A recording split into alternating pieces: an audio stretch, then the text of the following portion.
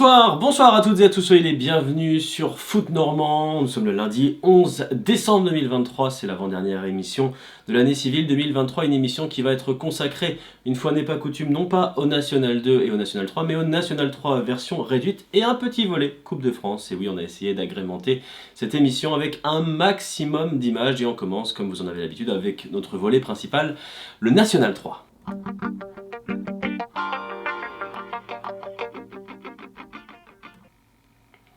Un programme de National 3 qui, vous allez le voir, a été plus court que prévu. On vous l'avait annoncé la semaine dernière, eu égard à la Coupe de France et au 8e tour joué ce week-end. Et bien, la plupart des matchs ont été reportés. Je vous propose tout de suite d'ailleurs de faire un petit bilan sur les rencontres reportées. Il y en avait 3, Saint-Lô, Agécan, Flers, Villers-Roulgat, QRM, Dieppe et un 4e match s'est ajouté au programme, les Mureaux face à la réserve du Havre qui n'a pas pu se jouer ce week-end. Ce qui nous laisse donc, si on fait bien les calculs, 3 rendez-vous à vous montrer. Sur ces 3 rendez-vous, malheureusement, nous n'en avons que 2 qui ont été filmés ce week-end. On commence, vous allez le voir, par un match qui n'a pas manqué d'enseignement et de spectacle. Le duel qui a opposé samedi la réserve du Stade Malherbe de Caen à l'US Alençon. Une rencontre où le Stade Malherbe, dans ses couleurs traditionnelles, affronte donc une équipe de l'US Alençon qui s'est remise de sa défaite contre Château à domicile en disposant de QRM. Dans ses premières minutes, ce sont les Canets qui vont répondre idéalement au pressing instauré par les hommes de Vincent Legnaud avec ce premier but signé Caleb Zadi. C'est est-ce que le ballon a franchi la ligne ou non? Difficile de nous faire un avis avec la vue dont nous disposons. En tout cas, on va faire confiance au corps arbitral. L'ouverture du score donc pour le Stade Malherbe après seulement 2 minutes de jeu. La réaction de l'US Alençon, très offensive dans cette partie qui ne va pas se faire attendre. Amaury Tessier, oublié côté droit, qui feinte le centre, 9e minute. Amaury Tessier, le numéro 10 alençonnais, qui réussit d'ores et déjà à remettre les joueurs de Vincent Legnaud à hauteur. Un but partout donc dans ce début de match particulièrement mouvementé. L'US Alençon à nouveau à l'attaque quelques instants plus tard avec cette faute et le penalty désigné par monsieur l'arbitre. Le tireur attitré évidemment Hakim El Amdaoui qui tente à nouveau une panenka, 40e minute, et le Stade Malherbe se fait surprendre. Le Stade Malherbe renversé, Hakim El Amdaoui qui permet donc à l'US Alençon, aux joueurs de l'Orne, de mener 2 buts à 1. 2 buts à 1, ce sera d'ailleurs le score à la pause. Un Stade Malherbe de Caen qui se retrouve obligé de réagir lors du deuxième acte. Et malheureusement pour les partenaires de Johan Cour redescendus avec la réserve, ce sont les Alençonnais qui vont remettre un coup d'accélérateur avec ce but de Fidel Lopi, oublié à la 51e minute. L'ancien du Grand Quevilly FC avait expliqué la semaine dernière qu'il souhaitait marquer. Il avait déjà été buteur lors du match précédent. Il double donc son compte personnel cette saison et vous allez le voir que Fidel Lopi n'en a pas terminé avec la défense du Stade Malherbe et le pauvre Robin Verhaeghe qui ici part à la faute. Fidel Lopi qui subtilise le ballon et qui s'en vient tout seul livrer le but du 4 buts à 1, 56e minute. On n'est même pas encore à l'heure de jeu que les hommes de Vincent Legnaud comptent désormais 3 buts d'avance. Il fallait le voir venir face à un Stade Malherbe qui tient plutôt bon la baraque à domicile depuis le début de la saison. La réaction toutefois va intervenir à nouveau dans ce match décidément très mouvementé. Ce ballon est repoussé tant bien que mal par Romain Oquincan, 81e minute. Abdoulaye Niakhaté vient redonner seulement 2 buts de retard au Stade Malherbe de Caen. J'espère que vous êtes prêts pour ce qui va suivre. Vous l'avez peut-être vu sur les différents réseaux sociaux, on l'évoquait tout à l'heure, Johan Cour est redescendu du groupe professionnel et c'était pas pour faire de la figuration avec cette frappe du rond central qui s'en vient, lobé. Le pauvre Romain Oquincan, impuissant, superbe inspiration de l'ancien Brestois Johan Cour est certainement l'un des plus beaux buts, si ce n'est le plus beau but inscrit depuis le début de la saison en National 3. 4 buts à 3, est-ce qu'Alençon va se faire reprendre dans les derniers instants? Eh bien finalement non, l'arbitre qui vient libérer les acteurs et la grosse opération de ce week-end est donc à mettre au crédit des joueurs de l'Orne. On le verra dans quelques instants sur les conséquences au classement. Une très belle opération, une 2e victoire de suite pour une formation qui, à l'approche des fêtes de fin d'année, s'affirme comme l'un des prétendants, encore une fois, encore et toujours, aux places d'honneur de ce championnat. Qui d'autre pour parler de cette rencontre que Vincent Legnaud qui avait préparé ses joueurs à proposer un pressing de tous les instants. Ça a fonctionné. Belle trouvaille donc de Vincent Legnaud, forcément content de ses joueurs. J'en dis bravo parce que ça m'a fait plaisir aujourd'hui. On a travaillé quelque chose toute la semaine. Ils l'ont mis en application et on a réussi à prendre 3 points. Voilà, donc c'est top parce qu'on vient chercher une victoire méritée. On a bien joué le coup à tous les niveaux et ça nous permet de continuer le dernier match de l'année, Civil qui nous attendent contre Div. On sait que ça va être un autre paire de manches, mais chaque chose en son temps, on va récupérer pour continuer. Et je ne résiste évidemment pas, à titre personnel, à l'idée de vous remontrer encore et toujours, encore une fois, ce geste merveilleux de Johan Cour. On reverra certainement au cours des prochains épisodes, en tout cas au moins certainement en fin de saison, leur but au but, ce superbe but justement inscrit par l'ancien joueur du Stade Brestois. Une extraordinaire inspiration qui n'a toutefois pas suffi pour le Stade Malherbe à l'heure de revenir. Le Stade Malherbe qui occupait la place de co-leader avant cette sortie, cette 11e journée de championnat, doit laisser le trône à une seule formation, c'est l'AS Chatou. Encore une fois, victorieuse, l'équipe des Yvelines, promue en National 3, on le rappelle, qui surprend son monde. On n'a malheureusement pas les images à vous proposer de ce duel du côté du SU Div Cabourg, mais nous avons été récupérer une réaction. La réaction de l'entraîneur de cette formation de l'AS Chatou, décidément fort surprenante. On est leader actuellement, mais il faut rester les pieds sur terre, parce qu'il ne faut pas oublier que derrière il y a Dieppe qui a 3 matchs en retard, et en gagnant leurs 3 matchs, ils sont non seulement en fait donc devant, mais avec 4 points d'avance, en sachant en fait que c'est une équipe qui est une solide, très bonne équipe, régulière, même si on les a battus au match aller. Voilà, donc c'est nous aujourd'hui, notre objectif, si on peut parler d'objectif, c'est plutôt de gagner le maximum de matchs pour être sûr d'assurer notre maintien. Et notre philosophie, c'est plutôt de prendre match par match et de tout mettre en œuvre pour gagner le match qui suit. Ça va donc très bien pour l'AS Chatou qui se méfie évidemment d'un championnat où de nombreux matchs sont encore à disputer. On accuse un nombre de 8 matchs en retard, on fera un point dans quelques instants. En tout cas, s'il y a une équipe qui n'a pas perdu de temps également ce week-end pour prendre des points précieux, petit spoiler, c'est bel et bien l'ASPTT Caen, promu l'ASPTT Caen, qui a repris des couleurs ces dernières semaines. Les hommes de Laurent Dufour défient une formation du CMS Wassel qui, en revanche, est pour l'instant dans une très mauvaise passe. Le CMS Wassel qui n'en finit plus de dégringoler au classement et qui comptait bien profiter de ce déplacement dans l'agglomération cannaise pour se refaire une santé. La première période, d'ailleurs, a vu plutôt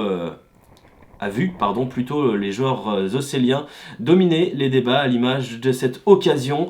Les occasions qui se sont succédées mais qui n'ont pas été suffisamment franches pour le CMSO de Draman Dylan. On le voit à nouveau ici, le gardien Kenny Renard obligé de s'employer. Une première mi-temps donc à l'avantage des visiteurs. Le score sera de 0-0 à la pause. Le CMS Wassel qui va voir lors du deuxième acte les postiers se réveiller avec une première situation. Axel Temperton obligé de sortir au devant de son adversaire. Réaction timide derrière du CMS Wassel et la partie va finalement se décanter dans le dernier quart d'heure avec cette faute sur l'ex-virois Manu Suriam. Penalty assez indiscutable à la lecture des images, l'opportunité offerte donc pour la SPTT Caen de prendre l'avantage dans ce match. La Panenka réussie par Paul Gervais, magnifique Panenka, deuxième Panenka décidément, 2 penalties ce week-end après celle réussie par Hakim El Hamdaoui, 1-0 pour la SPTT Caen qui va tenir son avantage jusqu'au bout et s'offrir son deuxième succès de la saison, le deuxième de suite à domicile après sa victoire face à la réserve du Havre, la SPTT Caen victorieuse 1-0 qui va donner de sérieux maux de tête au pauvre Draman Dylan et au CMS Wassel qui ne trouve pas la solution. Allez, ce que je vous propose, c'est tout simplement de faire le bilan sur les 3 résultats, les conséquences des 3 résultats du week-end sur le classement de ce championnat de National 3. Avec l'AS Chatou qui prend 2 points d'avance sur l'US Alençon, les 2 équipes victorieuses dans le haut du tableau qui font la belle opération. Le Stade Malherbe qui redescend en 3e position, des formations qui comptent 11 matchs disputés. Et regardez le FC Dieppe à la 4e place, le FC Dieppe qui compte 3 matchs de retard. Suivent Flers, Villers-Roulgat et Saint-Lô, tous les deux avec 2 matchs en retard. Ça va être compliqué de bien lire ce calendrier, on y revient dans quelques instants. La SPTT Caen désormais en 8e position, la SPTT Caen qui respire certes avec 10 matchs joués sur 11 possibles, mais 12 points désormais pour les hommes de Laurent Dufour. Et ce qui inquiète évidemment, c'est la présence au très haut rang du CMS Wassel avec seulement 10 points et surtout 11 matchs de disputés. Div Cabourg s'incline ce week-end, mais Div Cabourg doit aussi disputer 3 matchs en retard. Le programme de la prochaine journée, on espère qu'on aura les 7 matchs dans leur intégralité pour boucler cette année 2023 comme il se doit, avec le Stade Malherbe qui recevra QRM, Château recevra Saint-Lô, Alençon face au SU, Div Cabourg, beaucoup de grands rendez-vous, la Caen face à la SPTT Caen, nouveau derby de Caen et le déplacement important et périlleux de Dieppe du côté de la réserve du Havre, et la Villers-Rougat aussi qui va recevoir la Lanterne Rouge, les Mureaux. Les matchs reportés, un petit point à vous faire, il reste le duel entre Saint-Lô et Dieppe à reprogrammer, mais vous voyez, il y a des rencontres pas plus tard que le samedi 23 décembre à la veille du réveillon de Noël. Div Cabourg recevra la réserve du Havre, une salve de matchs à prévoir le week-end du 6 janvier avec Villers-Rougat et Div Cabourg, Saint-Lô, Caen et les Mureaux face à la réserve du Havre. Bref, vous voyez toutes les dates qui s'affichent, on aura le temps d'y revenir, mais on va commencer, j'espère, à y voir un petit peu plus clair en début donc d'année 2024 avec un championnat qui se mettra petit à petit à jour. On n'a pas de National 2 à vous proposer ce week-end, mais on va refaire, allez, pour la forme, un petit point sur la situation globale. Il n'y avait pas de rencontre ce week-end, mais pour vous rappeler que l'US Granville pour l'instant trône au 4e rang avec 19 points, juste au pied du podium d'un classement largement dominé par l'US Boulogne. On retrouve l'AF Virois un petit peu plus loin dans ce classement, 12e position, pile au milieu de la zone de relégation, 9 points pour les Virois qui gardent toutefois le premier non relégable virtuel, le Stade Briochin, à portée de fusil. Et justement, importantissime les rendez-vous pour les deux formations. L'US Granville ira sur le terrain du Stade Briochin, ce sera vendredi soir. Samedi, Vire va accueillir un autre relégable, la réserve de Lan-Avant-Guingamp. Autrement dit, ce sera un rendez-vous de la plus haute importance pour les hommes de Cédric O'Haraud. On retrouvera ça dans le prochain débrief. Et bien, maintenant qu'on a fait le tour de nos championnats, ce que je vous propose, c'est tout simplement de s'offrir un petit bonus et de saluer les différents clubs normands qui étaient en lice ce week-end en Coupe de France. Et c'est nul autre que Thomas Bèze qui nous a préparé un petit condensé de ce qu'il fallait découvrir ce week-end sur l'essentiel des terrains de Normandie. On n'a pas toutes les images, mais on en a quand même quelques-unes bien sympas à vous montrer. Nous commençons notre tour des stades de Coupe de France avec le Petit Poussé, la jeunesse sportive de Douvres, pensionnaire de Régional 2, qui affronte la Berrichonne de Châteauroux, équipe de National. Les joueurs locaux donnent le coup d'envoi, mais malheureusement, dès la 2e minute de jeu, c'est l'ouverture du score de la Berrichonne avec ce ballon de Landry Nomel pour Geoffrey Durban, 1-0, deux anciens Normands sur cette ouverture de score. 19e minute de jeu, on retrouve le numéro 9 de la Berrichonne, Geoffrey Durban, avec ce ballon qui traîne aux abords de la surface et qui revient dans les pieds des joueurs visiteurs. Un centre dans la surface, il y a ce cafouillage qui profite à Geoffrey Durban, l'ancien pensionnaire de Wassel et de Dieppe qui vient inscrire son doublé. À la pause, la Berrichonne mène 2-0, mais au retour des vestiaires, les visiteurs qui vont accélérer avec cette balle en profondeur, le dégagement du gardien qui revient dans les pieds des visiteurs. Et cette fois, c'est Adama Beng, l'ancien du Stade Malherbe de Caen, qui vient aggraver le score. 3-0, 50 minutes de jeu. Oui, mais voilà, Douvres qui ne va pas se laisser abattre et qui va jouer tous les coups à fond. Et à la 59e minute de jeu, il y a ce bon crochet et cette frappe de Malik Roiled qui vient récompenser le public venu soutenir son équipe. 3-1. Le score est réduit. Nous jouons désormais les dernières minutes, nous sommes au-delà du temps réglementaire quand Landry Nomel vient inscrire ce 4e but. L'ancien de QRM vient aggraver le score. Douvres qui continue malgré tout d'attaquer avec cette belle percée dans la surface de réparation qui est détournée par le gardien. Et sur l'action qui suit, une transition rapide qui va profiter à Capokieng Silva qui va inscrire le 5e but de la rencontre pour la Berrichonne de Châteauroux. La marche était sans doute trop haute pour Douvres, mais nul doute que leur parcours rendra fiers leurs supporters. Pour ce 8e tour de Coupe de France, le FC Dieppe reçoit les Bretons de Ergué-Gabéric au stade Jean Dasnias. Une rencontre qui s'annonce haletante et que Foot Normand a pu suivre de l'intérieur. Retrouvez d'ailleurs notre vidéo Inside sur notre chaîne YouTube. En première mi-temps, malgré des occasions des deux côtés, aucune des deux équipes ne parvient à ouvrir le score, tout reste à faire. C'est en seconde période, à la 53e minute, que Salim Diaby vient délivrer le FC Dieppe avec ce but, cette ouverture du score. Peu de temps après le retour des vestiaires, Jean Dasnias qui commence à y croire. Et puis 3 minutes plus tard, 56e minute, ce même Salim Diaby qui double la mise et qui délivre tout un stade. Le FC Dieppe fait le break. Et mieux que ça, le FC Dieppe va remporter la partie et se qualifier pour les 32e de finale de la Coupe de France. Alors qu'il y a eu longtemps une incertitude quant au lieu où allait se tenir cette rencontre entre l'AG Caen Football et l'En Avant Guingamp, c'est bien au stade d'Ornano que les supporters caennais ont pu vivre cette rencontre. L'Avant-Garde qui a subi dans un premier temps les attaques de Guingamp, mais a su y répondre avec ce ballon de Morgan Ardouin, le centre de Benjamin Renaud pour Morgan Ardouin, la tête qui est malheureusement contrée. Il y a eu cette gêne entre Morgan Ardouin et Sabri Toufiki. Guingamp qui continue d'attaquer, le ballon qui frôle le poteau. Peu de temps avant la pause, c'est Romain Gossenet qui récupère le ballon dans la surface et sa frappe qui manque le cadre. Au retour des vestiaires, Guingamp qui continue d'attaquer, il y a ce crochet et cette bonne défense. Le ballon qui est récupéré par Pascal Michelizzi. Et puis à la 70e minute de jeu, cette incursion, cette bonne remise de Baptiste Guillaume pour Khalidou Sidibé qui vient ouvrir le score. 1-0 pour les visiteurs. Quelques minutes plus tard sur corner, c'est Pierre Lemonnier qui trouve le poteau. En fin de rencontre, Guingamp qui continue d'attaquer pour essayer de mettre le deuxième but. Mais Pascal Michelizzi qui fait un très bon match ressort une nouvelle fois le ballon.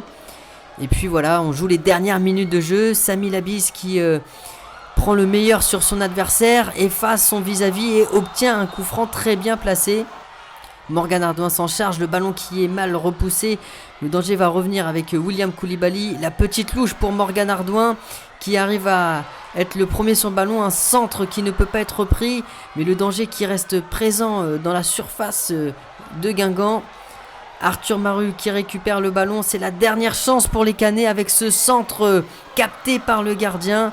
On en restera là malheureusement pour l'AG Caen qui voit son parcours en Coupe de France terminé, mais ils pourront ressortir avec les honneurs. Dernière rencontre de Coupe de France à vous montrer, c'est au stade André Salès que ça se passe avec l'AS Villers-Houlgat en blanc qui reçoit le Racing Club Football France en jaune. Les pensionnaires de National 2 qui débutent bien la rencontre avec ce corner, cette frappe qui semble être déviée. On réclame une main, le jeu continue, on joue la 13e minute de jeu. Avec cette bonne incursion dans la surface de réparation, le centre, le ballon qui traîne, on n'arrive pas à se dégager, le ballon qui est repoussé une première fois, ça revient dans les pieds de Ramiz Arakate qui vient ouvrir le score 1-0, 13e minute de jeu. Quelques minutes plus tard, 9 minutes exactement, coup franc pour l'AS Villers-Houlgat, le ballon qui revient pour Marius Michel qui vient égaliser et le public qui y croit, un partout. Bonne réaction des hommes de Benjamin Morel. Oui mais voilà, on joue la 38e minute de jeu, il y a ce ballon en profondeur, mauvaise sortie du gardien et c'est un penalty qui est sifflé. Penalty que va se charger de tirer Mohamed Hamek et il va le transformer, le gardien est pris à contre-pied, 2-1 pour les Franciliens. Au retour des vestiaires, le Racing qui continue d'attaquer, la pelouse qui se détériore un petit peu et cela ne va pas aider le gardien avec ce ballon qu'il ne peut pas maîtriser. 3-1, c'est Edwin So Ngoa qui vient marquer ce troisième but. L'AS Villers-Houlgat qui va terminer la rencontre à 10 après l'expulsion de Bogacal à la 65e minute de jeu. Le score ne bougera plus, c'est également une élimination en Coupe de France pour l'AS Villers-Houlgat. Mais en tout cas, voilà, je suis extrêmement fier du comportement des garçons parce qu'ils ont tout donné, il n'y a pas eu de tricheur. On a été réduit à 10 de bonne heure aussi. Ça a été compliqué, donc félicitations à tout le groupe parce qu'ils ont fait preuve de très belles valeurs sur la campagne Coupe de France. Maintenant, voilà, on va bien se reposer, on va digérer l'élimination et puis repartir pour finir correctement l'année 2023 avec une victoire, je l'espère, face au Miro. Merci beaucoup à Thomas Besse pour ce récapitulatif. On vous précise que le tirage au sort va avoir lieu juste après cette émission et qu'il concernera non seulement le FC Dieppe, mais également d'autres formations normandes, le FC Rouen qui s'est qualifié ce week-end, Quevilly-Rouen Métropole, le Stade Malherbe-Caen qui se sont également invités en 32e de finale et l'entrée en lice d'un club de Ligue 1, évidemment le dernier normand à entrer en lice, l'équipe du Havre. Rendez-vous sur nos différents réseaux sociaux et sur notre site internet footnormand.fr dans la soirée pour découvrir les principales affiches. Qui sait, ce qu'il y aura peut-être de très grosses affiches. Il me semble savoir que nos amis du FC Dieppe peuvent très bien tomber par exemple sur une réception, pourquoi pas, du Paris Saint-Germain. Alors pourquoi pas rêver dans cette Coupe de France. Et on arrive donc au terme de cet épisode, il ne va en rester qu'un dans cette année 2023. Il y a beaucoup de choses qui vont vous être présentées ces prochaines semaines du côté de Foot Normand. C'est pas parce que les fêtes de fin d'année arrivent que nous ralentissons. On espère vous proposer d'ailleurs une très grande émission complète la semaine prochaine pour parler non seulement de la 12e journée du championnat de National 2, mais aussi de la 12e du championnat de National 3 et faire un petit bilan chiffré, non pas à mi-saison, mais presque, de nos différents championnats. Merci beaucoup d'avoir suivi cet épisode. Merci à Thomas, une fois encore, pour sa participation. Merci à toutes les personnes qui nous ont transmis des images pour vous proposer un numéro un petit peu exceptionnel, mais globalement complet. On n'a pas à se plaindre du programme qu'on vous a concocté. Merci à toutes et à tous. En tout cas, passez une excellente semaine. On se retrouve la semaine prochaine et lundi prochain pour la dernière émission de l'année. Soyez au rendez-vous. Allez, salut!